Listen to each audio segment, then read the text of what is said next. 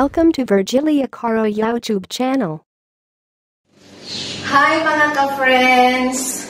For today's vlog, what I'm going to do is I will make steamed banana cake again.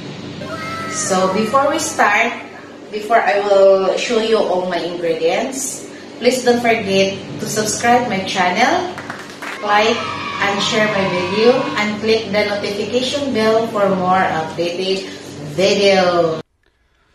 Do it! Just do it! So now, I will start showing you my ingredients.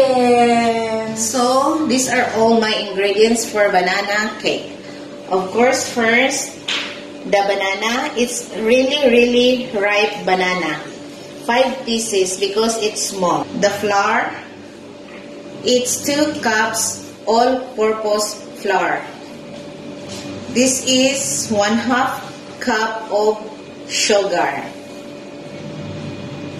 This is 1/2 cup of milk. 2 eggs. 1/2 cup of oil. 1/4 teaspoon of salt.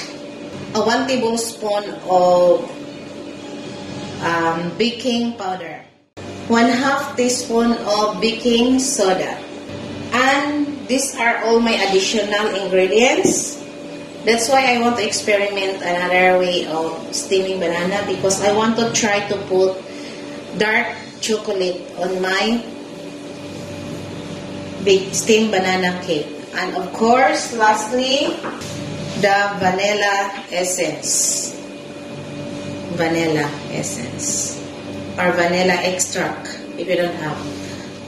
So first, we're going to mash the banana.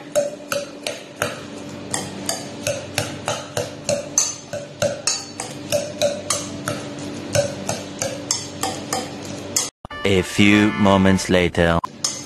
As you can see, already mashed the banana totally. Now, I will add all the liquid ingredients to the mashed banana. Okay? First, I will add the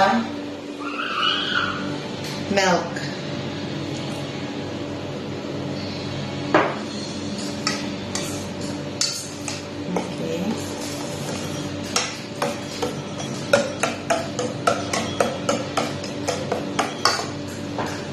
And the egg.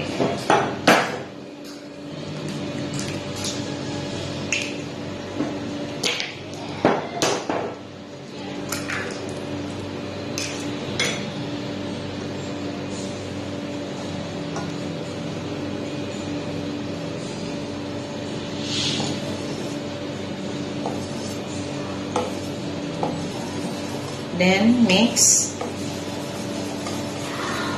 Beat until the egg is already mixed with the mashed banana and milk.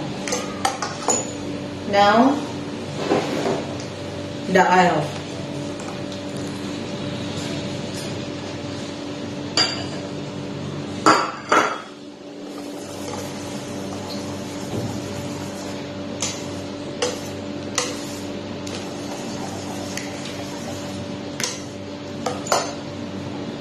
And the vanilla extract. Only drops.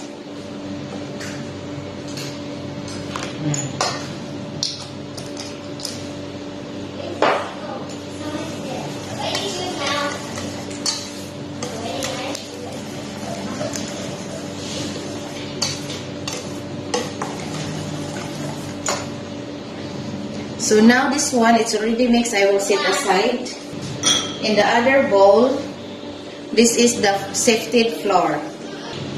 Here, I will add the baking powder, the baking soda,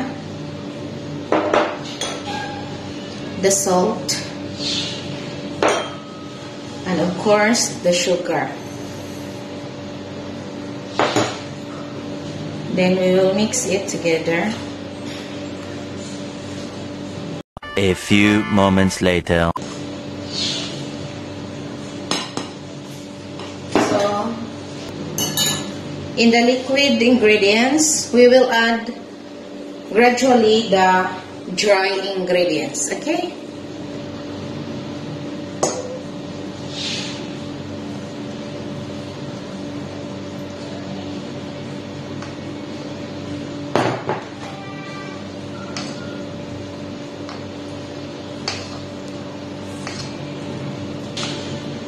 You can smell the vanilla essence, really, I love it. Just flip it until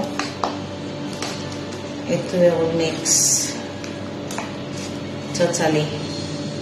Now again,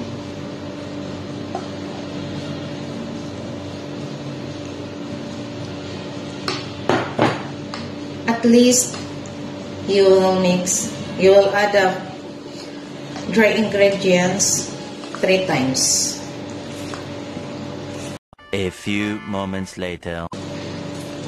That's why, guys, I decided to make another video for this.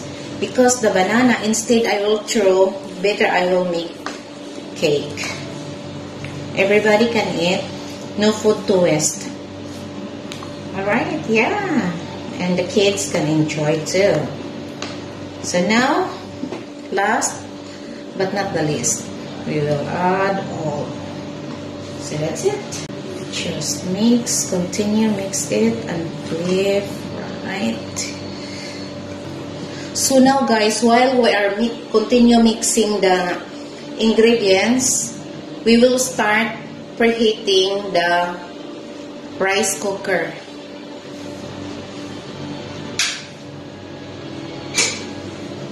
So the rice cooker is going to preheat it.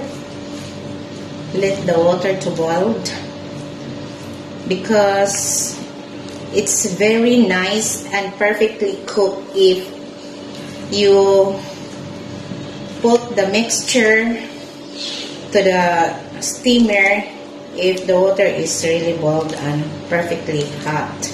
The result is really beautiful. Perfect. A few moments later. So it's already done, the mixture.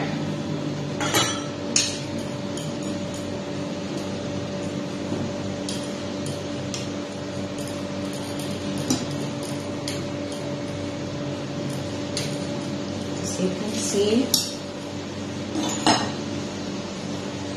Okay, now we will sit aside here.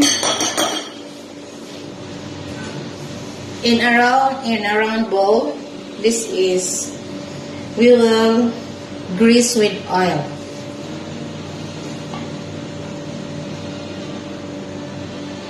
Okay, we will grease with oil so that it will not stick it in the pan.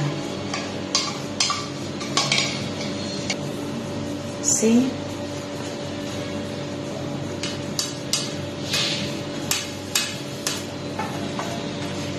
All over.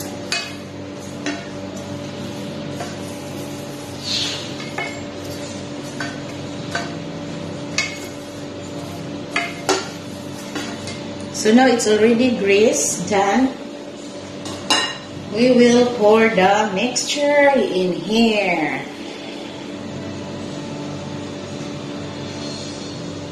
Wow.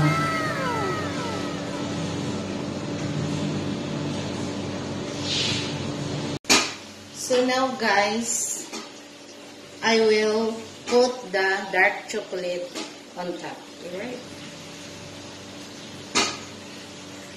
This is my new ingredients, my new recipe for the steamed banana cake. Instead of raisins, I'm trying to using this dark chocolate, how it looks like and tastes like.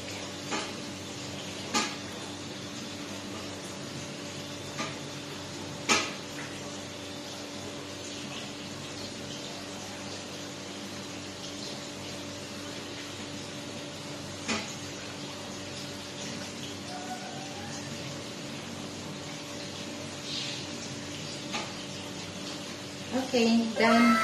So let's wait for the water in the steamer to be boiled. Then we will put the mixture. Bye. So now guys, as you can see, the water is already boiled. So this is the perfect way of putting our steamed banana cake. Okay, now I will put the mixture. I already put, let it steam this one for 40 to 45 minutes or until the skewer will come out clean. So let's wait guys. So this is it now guys. The finished product of my steamed banana cake with dark chocolate. As you can see, very yummy. This is soft and tasty.